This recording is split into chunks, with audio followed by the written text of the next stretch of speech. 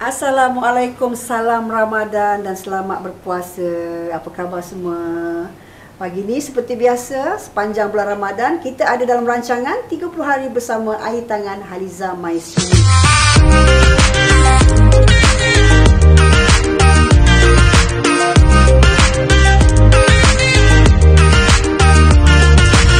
Kita pun pejam-celik dah nak raya. So hari ini saya nak kongsikan macam mana nak masak gulai daging ya. Nanti kita boleh makan dengan tupat daun palas. Jom kita mulakan. Senang ya. Masak gulai daging versi Air Tangan Haliza Maisuri ni. Kita perlukan daging, kita potong kecil-kecil je, jangan potong besar sangat ya. Dan kita kena ada kerisik. Kerisik ni kalau boleh buat sendirilah ya, dia lebih sedap. Kita masukkan dalam daging kerisik ni dalam 1 biji kelapa untuk 1 kilo daging ya. Dan kita pula masukkan bawang putih, bawang merah ya dalam daging kita. Dah gulai kena ada perencah kari dan serbuk cili ya. Dan kita masukkan juga serbuk kunyit ya. Gaul semua bahan ni bersama dengan daging sehingga rata. Kalau boleh perapkan dululah ya dalam 15 minit macam tu ya, lagi sedap insya-Allah.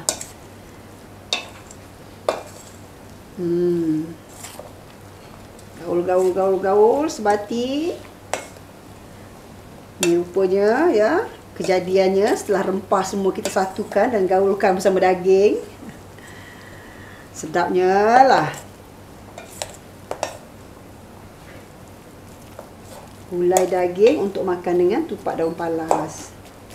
Okey, sementara tu ya, kita boleh panaskan periuk ya. Kita isi minyak sedikit. Okey, bahan-bahan untuk ditumis: bawang besar, daun kari, daun pandan dan juga bunga lawang kayu manis ya. Itu saja bahannya. Nanti dah dekat nak masak daging tu apa semua, kita letak santan. Okey, minyak pun dah panas, nampak gayanya. Kita tumis semua sekali ya bahan-bahan ni. Oh ya Allah, ya Allah, beracik.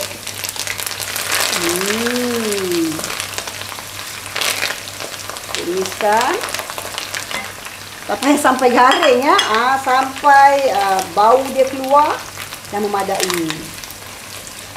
Tumiskan.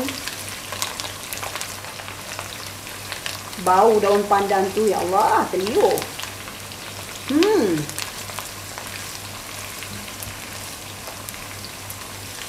Lepas tu boleh masukkan daging.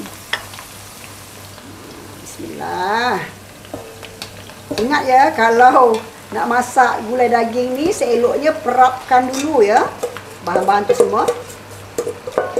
Dan setiap orang lainlah skill ya bahan. Tapi kalau nak rasalah Air Tangan Haliza Maisuri ya, kena tiru sebiji resepi dan juga cara masaknya ya. Gaulkan daging ni dan kita akan keluarkan, orang kata apa, daging, keluarkan air daging ni ya. Lepas air daging dah keluar nanti baru kita masukkan air dan juga santan. Bau dia, bau kerisik kan? Kerisik ni bau dia Berair mulut lah orang kata. Bolehlah masukkan air.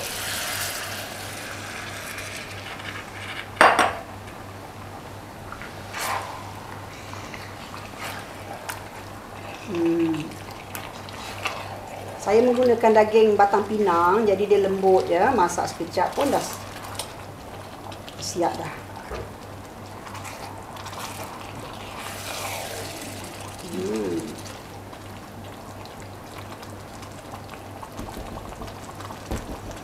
Masa ni boleh masukkan garam.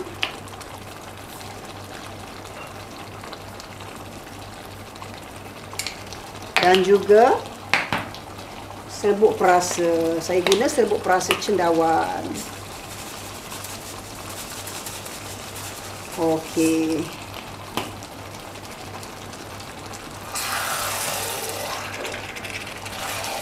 Nampak tu? Baunya semerbak.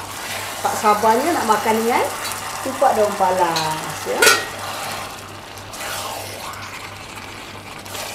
Pejam celik, dah nak raya dah. Kalau di rumah saya, ya, tak pernah kata apa, miss lah masak tupat daun palas dan juga gulai daging ni.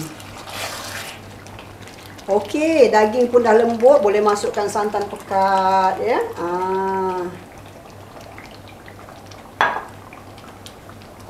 Tu dia. Ni, kalau lah orang kata tak kahwin lagi kan, adalah orang kata bakal-bakal mak mertua tengok, lepas tak ni? Ambil jadi menantu. Kalau macam ni lah rupa, ya. Gulai daging pagi raya air tangan Haliza Maisuri. Kita biarkan dia pekat, ya, betul-betul pecah minyak tu. Barulah kita angkat nanti. Wah. Alhamdulillah, gulai daging kita pun dah masak. Nampak tu, ya. Gulai daging ni besok pagi-pagi kita perangatkan lagi, kita pekatkan lagi. Lagi sedap, ya. Kalau makan macam ni pun sedap, apatah lagi kalau dah pekatkan lagi ataupun panaskan lagi, ya. Selalunya kalau you all malam raya masak apa yang wajib untuk keluarga, siap gulai daging air tangan Haliza Maisuri. Itu dia. Kita dalam 30 hari bersama air tangan Haliza Maisuri. Makan dengan tupat daun palas. Masya Allah. Setahun ingat, ya. Bolehlah matikan api. Saya nak tunjuklah sekali lagi. Takut dalam periuk tadi tak nampak. Tu dia.